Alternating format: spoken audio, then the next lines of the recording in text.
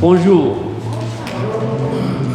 soyez les bienvenus et merci d'être venus à cette célébration dominicale du 3e dimanche du temps du carême et sous le thème de une maison de prière avec paroles étonnantes. Et nous sommes unis avec ceux qui entourent le pape maintenant en Irak dans sa visite pastorale, avec les chrétiens du monde, au nom du Père et du Fils et du Saint-Esprit. Que le Christ, Seigneur, folie de Dieu, plus sage que les hommes, vous donne la grâce et la paix. Frères et sœurs, pour bien nous préparer à célébrer cette Eucharistie, reconnaissons notre besoin de la miséricorde du Seigneur, de son aide et de son pardon. Or, nous proclamons un Sauveur étonnant, mais si crucifié, sa faiblesse est devenue sa plus grande force, celle de l'amour. À sa suite, devenons le temple saint qui abrite de façon fragile, mais certaine, le miracle de sa miséricorde infinie.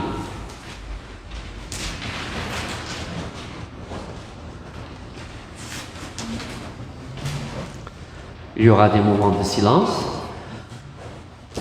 L'amour de ta maison fera mon tourment. Seigneur Jésus, envoyé par le Père pour venir habiter le temple de nos vies, prends pitié de nous. Cessez de faire de la maison de mon Père une maison de commerce.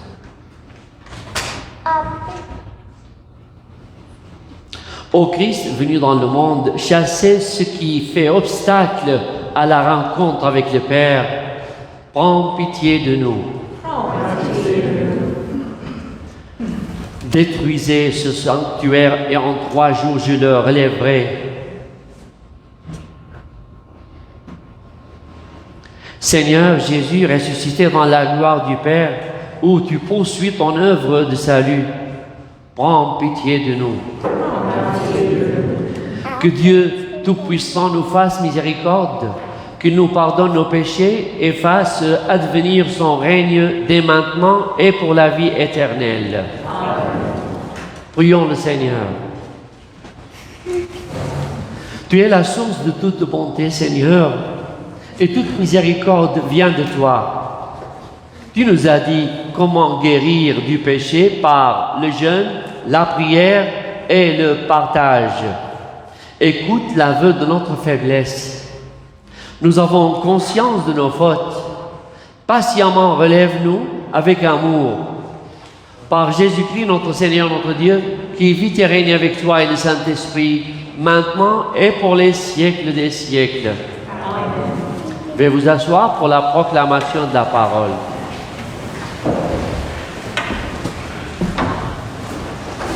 Lecture du livre de l'Exode. En ces jours-là, sur le Sinaï, Dieu prononça toutes les paroles que voici.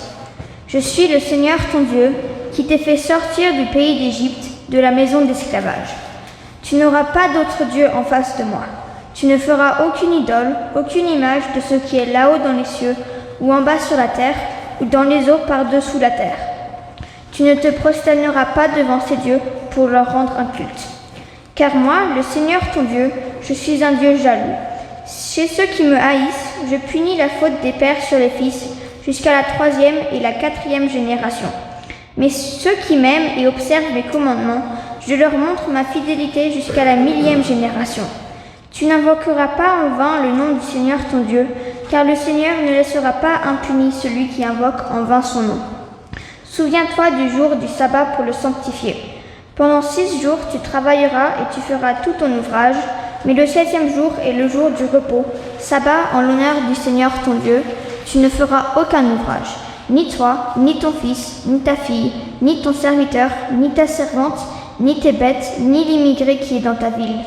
Car en 6 jours le Seigneur a fait le ciel, la terre, la mer et tout ce qu'ils contiennent, mais il s'est reposé le 7e jour. C'est pourquoi le Seigneur a béni le jour du sabbat et l'a sanctifié. Honore ton père et ta mère, afin d'avoir longue vie sur la terre que te donne le Seigneur ton Dieu. Tu ne commettras pas de meurtre, tu ne commettras pas d'adultère, tu ne commettras pas de vol, tu ne porteras pas de faux témoignages contre ton prochain, tu ne convoiteras pas la maison de ton prochain, tu ne convoiteras pas la femme de ton prochain, ni son serviteur, ni sa servante, ni son bœuf, ni son âne, rien de ce qui lui appartient. Parole du Seigneur.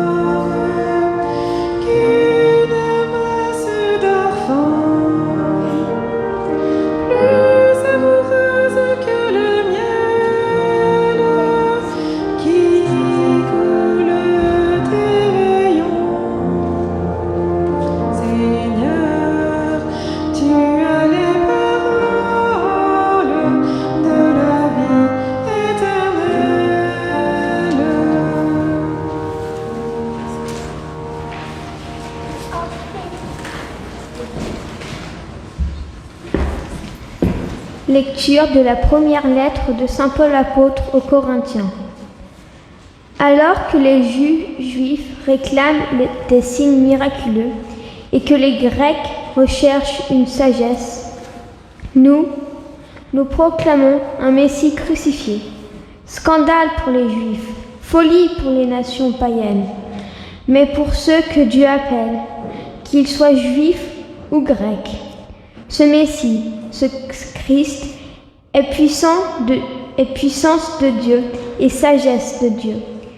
Car ce qui est folie de Dieu est plus sage que les hommes, et ce qui est faiblesse de Dieu est plus fort que les hommes. Parole du Seigneur.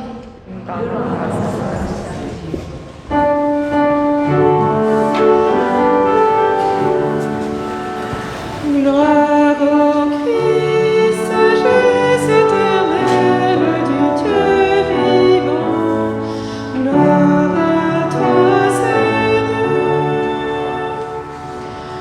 Dieu a tellement aimé le monde qu'il a donné son Fils unique, afin que ceux qui croient en lui aient la vie éternelle. Gloire au Christ, sagesse éternelle du Dieu vivant. Gloire à toi, Seigneur.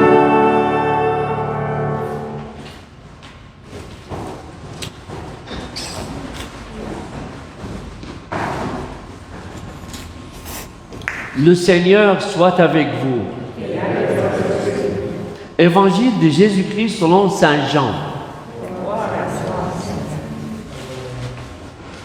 Comme la Pâque juive était proche, Jésus monta à Jérusalem.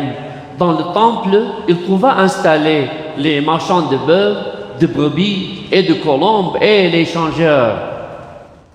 Il fit un fouet avec des cordes et les chassa tous du temple, ainsi que les brebis et les bœufs.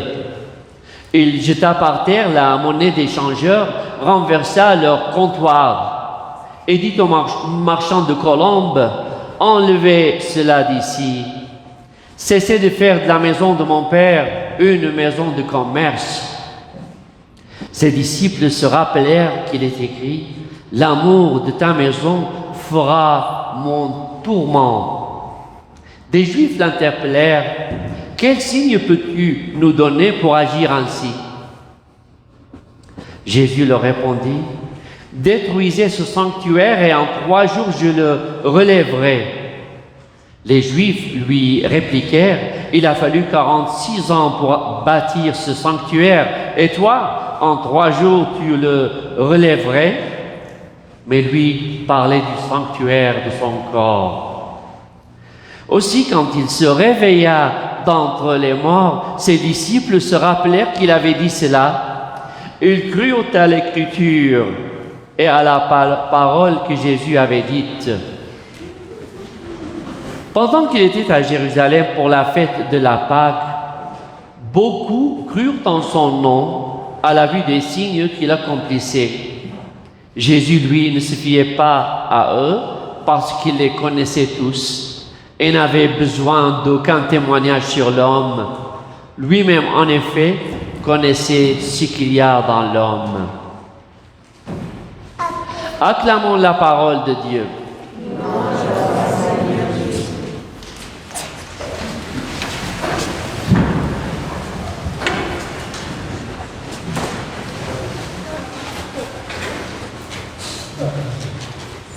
Beaucoup de mots, de phrases dans la Bible se rassemblent aujourd'hui avec cet événement du temple. D'abord, il y a des bœufs et des colombes qui sont là, et puis il y a des changeurs. Et cela a été exploité aux dépens du rituel des offrandes. Et cela prédominait un peu l'ambiance du temple. Mais c'était pourquoi les bœufs et les colombes. On peut se rappeler que Jésus, lorsqu'il est né, et il était le premier-né, ses parents, donc Marie et son époux Joseph, l'ont présenté à l'autel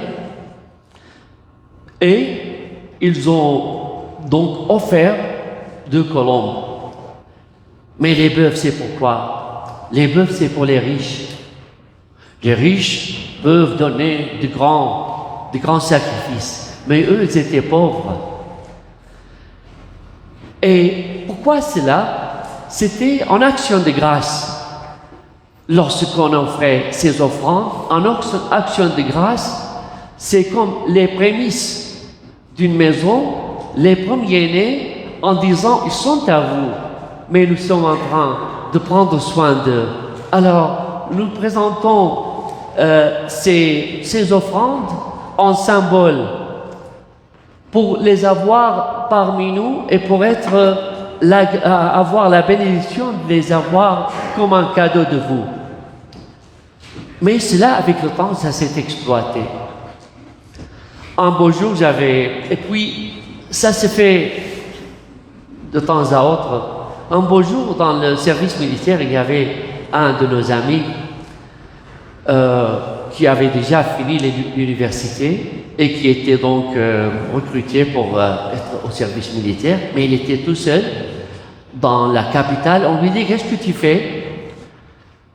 Il a dit, je vais près de la mosquée et je vends du pain visité par la mosquée. Je leur dis, voilà du pain béni par la mosquée et je vends aux gens.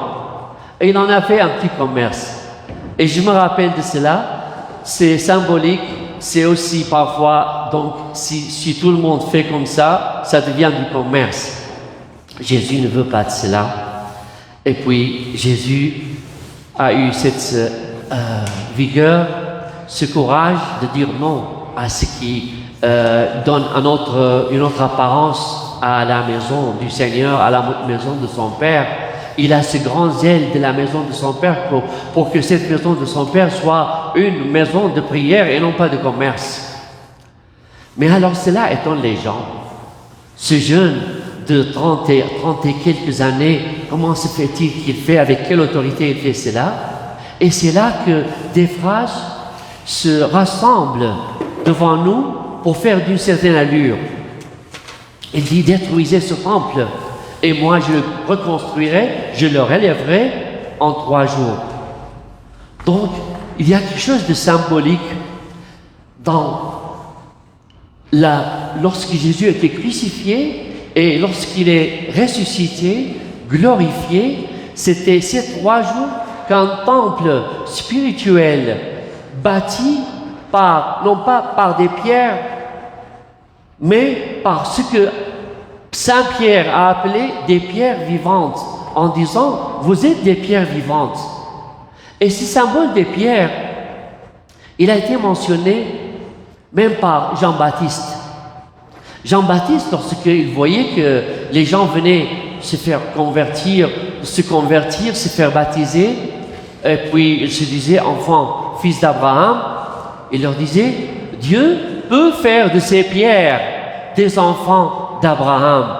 Donc, non pas simplement un peuple spécifique, mais tout le monde devient des pierres vivantes. Et cela aussi donne une certaine paternité aussi de comparaison, lorsque Jésus aussi a fait allusion à la pierre en disant: est-ce qu'un fils demanderait du pain à son père et lui donnerait une pierre? Donc cette paternité, le pain, c'est le pain des enfants. Ces pierres vivantes, nous sommes des pierres vivantes. Mais comment expliquer cela un peu de nos jours, dans des conditions de nos jours, de notre siècle? Hier, le Saint-Père le Pape François a célébré la messe dans une ville qui s'appelle Karakosh, Bagdad. Et cette ville a plus de 10 000 familles, une petite ville. Et ces 10 000 familles, je n'en reviens pas, lorsque 10 000 familles, lorsqu'ils ont été chassés de leur maison en 2017, et ils ont passé 1 an et demi loin de leur ville, de leur maison. Et puis en 2019, à leur retour, après la défaite des terroristes, j'étais là voir leur cathédrale. Cette cathédrale dans laquelle le pape est venu, mais bien rénovée. Une cathédrale enfumée. Des choses désacralisées. Alors, je me suis dit, quand est-ce que cette ville reviendra? Donc, toutes ces pierres, c'était des pierres tangibles, visibles, mais il y a des pierres vivantes dans ces gens-là, ces familles-là, ce peuple, cette église, cette cathédrale de Karakosh. J'ai eu l'occasion de voir ces gens à Erbil en 2017, lorsqu'ils étaient abrités dans un immeuble qui était à moitié construite, juste un peu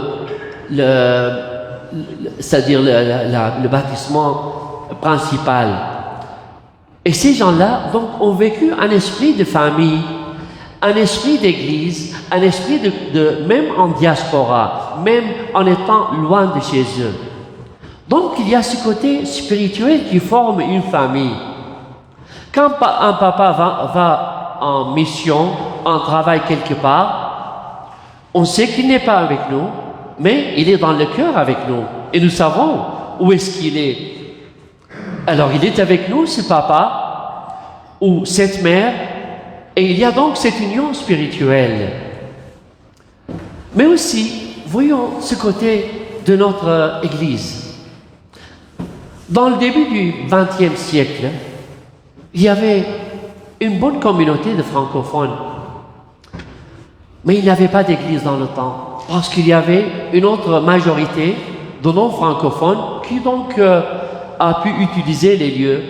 Ils étaient minoritaires envers cela, mais ça les ennuyait de ne pas pouvoir prier en français. Et il y avait un souhait pour eux de prier en français. Ce souhait a donc fait communication, a connecté avec les uns les autres. Et c'est ainsi qu'au début du XXe siècle, il y a eu un groupe de jeunes qui ont dit « Nous avons besoin de revendiquer nos droits et d'avoir notre paroisse. » Et cela c'est écrit sur le fleuve, sur un monument sur le fleuve tout à côté, le côté nord du fleuve. Un monument qui dit « Nous avons besoin d'une paroisse. » Et c'est comme cela qu'il y eut une communauté de 1928 jusqu'à 1964, la construction de cette église, cette belle église, n'est-ce pas? Notre belle église. En ce moment-là, il y avait une communauté spirituelle de pierres vivantes pendant que cette construction n'était pas là. Ils ont utilisé le sous-sol de ce lieu. Mais avec le temps, une église comme cela, comment elle grandit, comment elle s'épanouit, même du point de vue de rénovation, de prendre soin de cette église, c'est justement l'initiative des paroissiens. C'est pas le prêtre qui fait ça. Il est simplement émerveillé de voir ces initiatives qui construisent ce côté spirituel et matériel de l'église. Et ce dont l'église a besoin, si le prêtre y pense, à tout seul il ne peut rien faire. Mais il voit que les autres pensent pour lui, pensent avec lui et lui partagent ce qu'ils peuvent faire. Maintenant, il y a une construction symbolique du côté spirituel qui va au-delà de la construction de ce bâtiment. Mais ce beau bâtiment encore, c'est ce dont nous avons besoin maintenant pour être une église qui est en communion avec un public, avec une communauté, avec des paroissiens qui nous regardent en ligne parce qu'ils ils sont là, leur place est là, mais ils nous suivent. Et donc c'est cette construction, donc maintenant spirituellement virtuelle, qui est en marche. Alors, au début, on ne savait pas comment célébrer la messe en direct. On a vu une église, c'est Saint-Pierre, Saint-Peter, et c'est là qu'on a eu une journée parce qu'ils étaient bien équipés et parce que on ne pouvait pas rassembler la communauté. Et lorsqu'on est retourné, on a essayé avec ce cellulaire et ça a marché. On croyait que ça allait marcher, que ça allait être suffisant. Mais nos paroissiens, notre communauté a vu que maintenant on a besoin d'une autre construction encore. À côté de cette construction spirituelle, on a besoin d'une construction d'une église virtuelle. Mais comment faire? On a besoin de ça et de ça et de ça. Oh, on va s'en occuper. Alors qu'est-ce qu'ils ont fait? D'ici 2 semaines peut-être, ils ont installé une caméra ici, vous la voyez? Qui est-ce qui la voit pour la première fois? Tout le monde. Et ils ont installé une autre caméra ici. Et puis c'est pas juste une caméra qui est juste fixée. Il y a tout un réseau de fils. Tout un réseau de fils qui a été fait en quelques jours. Et puis dans ce coin-là, il y aura le studio. Donc voilà une autre construction virtuelle qui nous met avec nos paroissiens d'une grande communauté et puis qui nous fait en union avec eux, ainsi qu'avec nos écoles, où nous avons eu l'occasion de faire un live stream d'ici, donc une diffusion directe, que ce soit pour l'école Saint-Isidore, n'est-ce pas? L'école Saint-Isidore, une école en ligne, virtuelle, et c'est ainsi que je vois avec émerveillement, comme si j'étais l'un des vieux prêtres du temps, comment on va construire une église. Maintenant je vois comment on va construire une mission virtuelle. Tout seul, chacun d'entre nous, tout seul ne peut pas le faire, mais il est émerveillé par cet Esprit Saint qui donc inspire le cœur des gens, le cœur des fidèles pour faire des merveilles. Et c'est ce dont a parlé Saint Paul en disant qu'il y a des signes miraculeux et il y a des faiblesses qui se transforment en force. Donc c'est cette faiblesse de la croix, de la mort sur la croix, mais de cette consistance à nos valeurs, aux valeurs de l'Évangile, au message de l'ouverture au monde, qui a construit une église vivante, faite de pierres vivantes, et c'est ce qui nous met en union de prière avec le Saint-Père le Pape, là où il est, avec toute la communauté mondiale du monde, que ce soit au niveau du monde ou que ce soit au niveau des chrétiens. Demandons au Seigneur que chacun et chacune d'entre nous, qu'il ne soit pas déçu par sa petitesse ou par sa faiblesse, parce que le Seigneur fait de la faiblesse et de la petitesse de grandes choses. Et demandons-lui d'être chacun de nous, à son tour, à ses conditions, à ce qu'il peut faire là où il est, une pierre vivante du corps de Christ, maintenant et à jamais. Amen.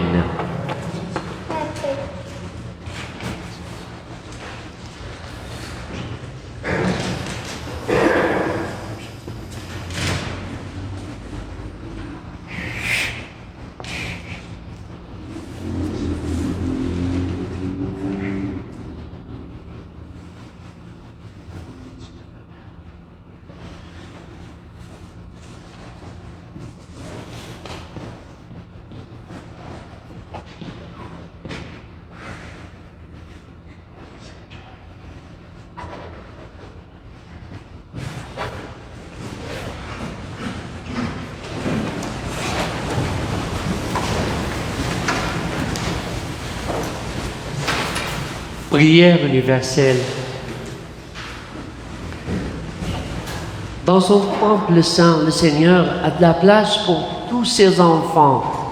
Ouvrons notre cœur aux dimensions du monde et confions-lui les aspirations profondes des hommes, femmes et enfants de notre temps. Dieu de l'Alliance, viens nous sauver. Pour l'Église qui cherche des façons pertinentes de présenter le Christ au monde, prions le Seigneur.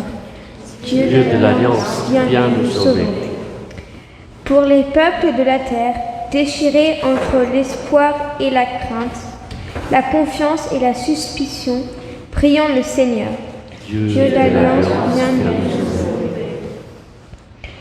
Pour les personnes qui ne se croient pas dignes d'être un sanctuaire où le Seigneur peut habiter et faire rayonner la joie de Pâques, prions le Seigneur. Dieu de l'Alliance, viens nous sauver. Pour les catéchumènes qui se préparent à accueillir l'étonnante bonne nouvelle du salut dans leur vie, prions le Seigneur.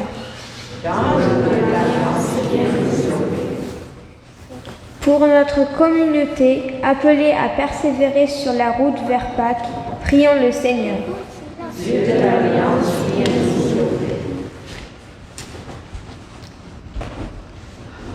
En union de prière avec l'intention de prière du Saint-Père le Pape pour le mois de mars, prions pour que chacun et chacune d'entre nous vive le sacrement de la réconciliation avec une profondeur renouvelée afin de goûter l'infinie miséricorde de Dieu. Prions le Seigneur. Dieu de l'Alliance, viens nous sauver. Prions pour nos aînés, pour nos paroissiens là où ils sont, en déplacement, en voyage, loin d'ici. Et prions aussi pour ceux qui sont malades, en particulier pour les paroissiens et les amis de la paroisse, notre ancien paroissien Claude Boilly au Québec, qui est malade. Prions pour lui et pour France, son épouse. Prions aussi pour Charline Valcourt, la mère au Québec aussi, de notre ami Jimmy, pour que nos malades se rétablissent dans la bonne santé et qu'ils louent le Seigneur par leur vie. Prions le Seigneur. Dieu de l'Alliance, viens nous sauver. Et frères et sœurs, prenons quelques moments pour formuler nos intentions personnelles et familiales et nos résolutions pour le carême. Prions le Seigneur.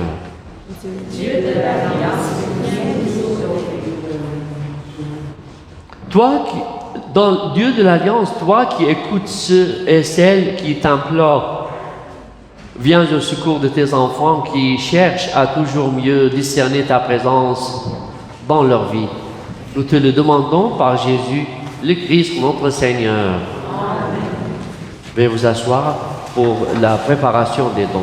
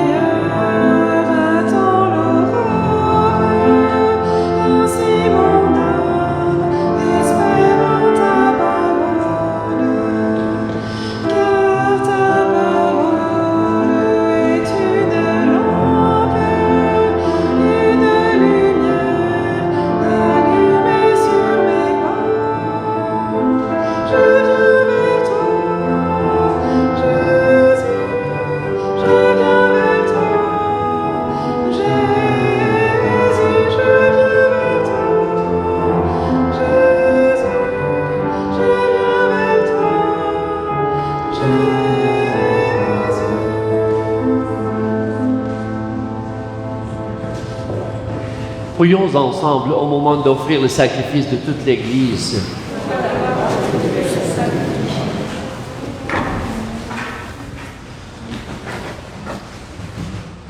Que cette Eucharistie nous obtienne, Seigneur, à nous qui implorons ton pardon, la grâce de savoir pardonner à nos frères et sœurs, par Jésus-Christ notre Seigneur, notre Dieu, qui vit et règne avec toi et le Saint-Esprit, maintenant et pour les siècles des siècles.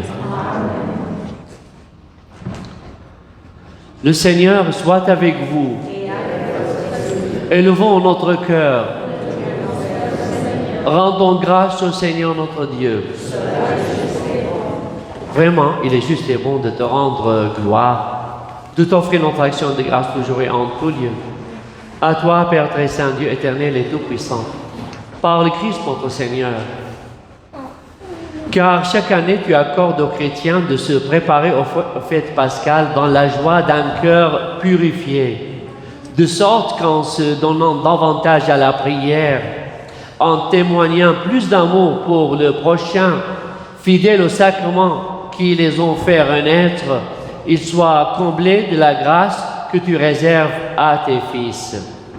C'est pourquoi, avec les anges et tous les saints, nous proclamons ta gloire en disant d'une seule voix.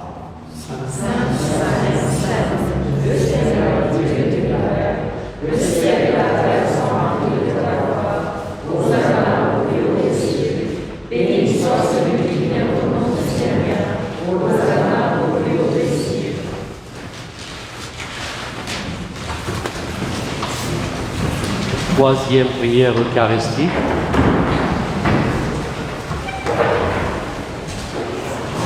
Tu es vraiment saint, Dieu de l'univers, et toute la création proclame ta louange, car c'est toi qui donnes la vie, c'est toi qui sanctifies toutes choses par ton Fils Jésus-Christ notre Seigneur, avec la puissance de l'Esprit Saint.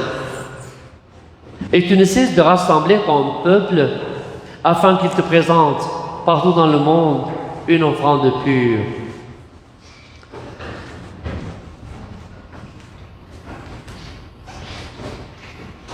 C'est pourquoi nous voici rassemblés devant toi et dans la communion de toute l'Église, en ce premier jour de la semaine, nous célébrons le jour où le Christ est ressuscité d'entre les morts. Par lui que tu as élevé à ta droite, Dieu Tout-Puissant, nous te supplions de consacrer toi-même les offrandes que nous apportons. Sanctifie-les par ton Esprit, pour qu'elles deviennent le corps et le sang de ton Fils Jésus-Christ notre Seigneur, qui nous a dit de célébrer ces mystères.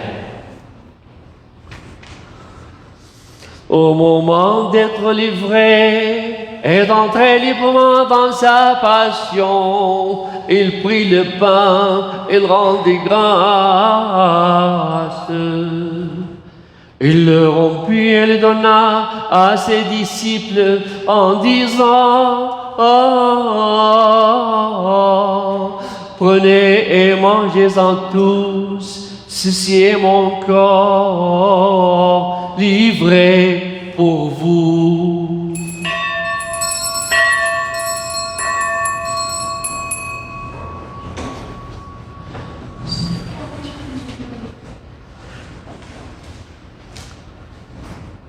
De même, à la fin du repas, il prit la coupe. De nouveau, il rendit grâce et la donna à ses disciples en disant: prenez, buvez-en tous, car ceci est la coupe de mon sang, le sang de l'alliance nouvelle et éternelle, qui sera versé pour vous et pour la multitude en rémission des péchés.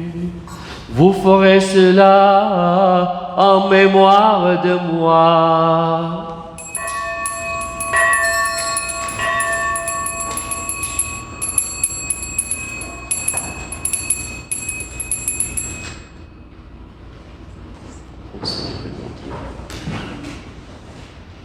Il est grand le mystère de la foi.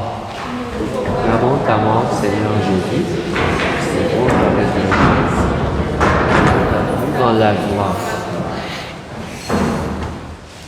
En faisant mémoire de ton Fils, de sa passion qui nous sauve, de sa glorieuse résurrection et de son ascension dans le ciel, alors que nous attendons son dernier avènement, nous présentons cette offrande vivante et sainte pour te rendre grâce. Regarde, Seigneur, le sacrifice de ton Église et daigne reconnaître celui de ton Fils qui nous a rétablis dans ton alliance.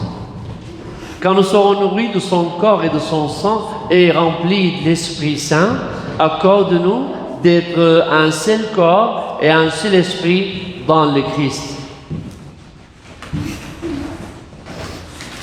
Que l'Esprit Saint fasse de nous une éternelle offrande à ta gloire, pour que nous obtenions un jour les biens du monde à venir. Auprès de la Vierge Marie, la bienheureuse Mère de Dieu, et Saint Joseph, son époux, avec les apôtres, les martyrs et tous les saints qui ne cessent d'intercéder pour nous. Et maintenant, nous te supplions, Seigneur, par le sacrifice qui nous réconcilie avec toi, étends au monde entier le salut et la paix. Affermis la foi et la charité de ton Église au long de son chemin sur la terre. Veille sur ton serviteur, le pape François, notre évêque William McGrattan, l'ensemble des évêques, les prêtres, les diacres et tout le peuple des rachetés. Écoute les prières de ta famille assemblée devant toi et ramène à toi, Père très aimant, tous tes enfants dispersés. Pour nos frères et sœurs défunts, pour les personnes qui ont quitté ce monde et dont tu connais la droiture, nous te prions. Et nous te prions pour nos malades, Seigneur.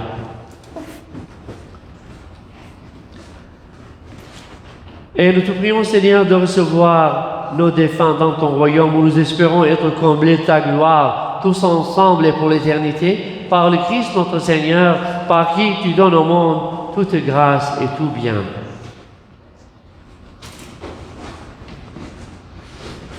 Par lui, avec lui et en lui, à toi, Dieu le Père Tout-Puissant, dans l'unité du Saint-Esprit, tout honneur et toute gloire pour les siècles des siècles. Amen. Frères et sœurs, unis dans le même esprit, les familles ensemble, les enfants avec leurs parents, en union de prière avec ceux qui nous suivent en ligne, nous pouvons dire la prière que le Seigneur nous a appris, notre Père.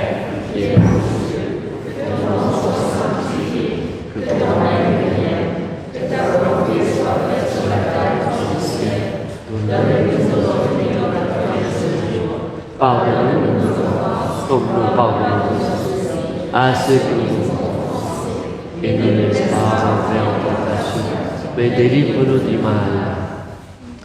Délivre-nous de tout mal, Seigneur, et donne la paix à notre temps. Par ta miséricorde, libère-nous du péché. Rassure-nous devant les épreuves. En cette vie, nous espérons le bonheur que tu promets et l'avènement de Jésus-Christ, notre Sauveur. Car c'est à toi qu'appartient le règne, la puissance et la gloire pour les siècles des siècles. Et nous prions pour la paix en disant, Seigneur Jésus-Christ, tu as dit à tes apôtres, je vous laisse la paix, je vous donne ma paix. Ne regarde pas nos péchés, mais la voie de ton Église. Pour que ta volonté s'accomplisse, donne-lui toujours cette paix et conduis-la vers l'unité parfaite, toi qui règnes pour les siècles des siècles. Que la paix du Seigneur soit toujours avec vous. Frères et sœurs, dans la charité du Christ, donnez-vous la paix.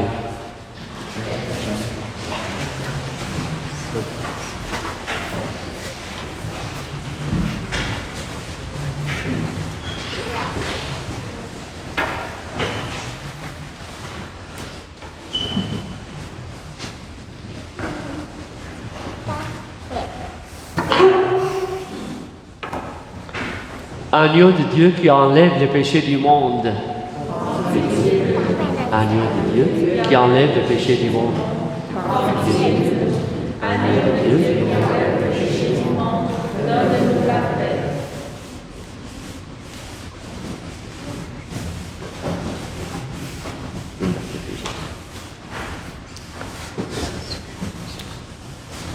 Heureux les invités au repas du Seigneur.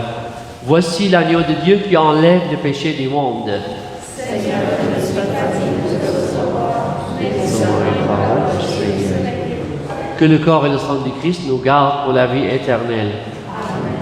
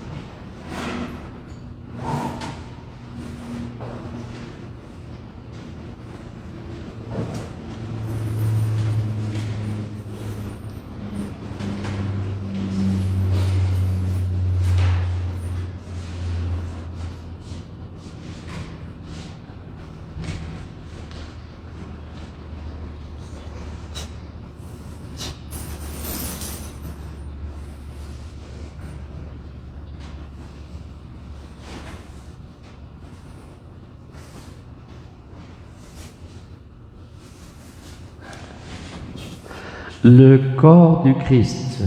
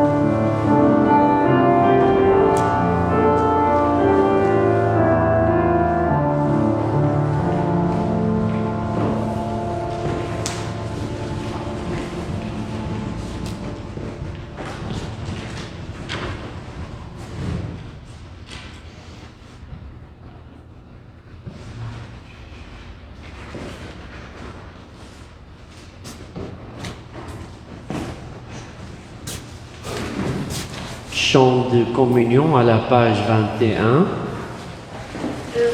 Heureux ceux qui approchent de ton autel, Seigneur. Heureux les habitants de ta maison. Ils peuvent toujours te louer, mon roi, mon Dieu. Prions le Seigneur.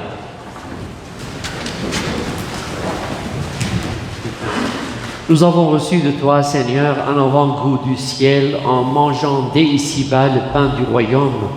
Et nous te supplions encore, fais-nous manifester par toute notre vie ce que le sacrement vient d'accomplir en nous. Par Jésus-Christ, notre Seigneur, notre Dieu, qui vit et règne avec toi et le Saint-Esprit, maintenant et pour les siècles des siècles. Amen. La devise vie, l'objectif vie, est-ce que quelqu'un peut la lire? Oui, bravo. Un peu d'effort? Oui, c'est bon. Objectif vie, place à l'étonnement. En ce temps de carême, je me laisse interpeller par Jésus dans ce qui m'étonne le plus de sa personne, de sa parole, de son attitude envers les autres. Si l'occasion se présente, j'en discute avec un frère ou une sœur dans la foi. Je demande au Seigneur la grâce de l'émerveillement et la capacité de toujours mieux discerner sa présence.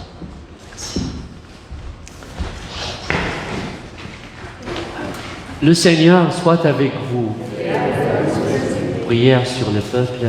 Seigneur, bénis ton peuple. Il attend tout de toi. Accorde-lui ce qui peut répondre aux désirs que tu éveilles en lui.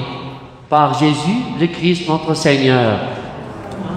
Et que Dieu Tout-Puissant vous bénisse, le Père, le Fils et le Saint-Esprit. Allez dans la paix du Christ.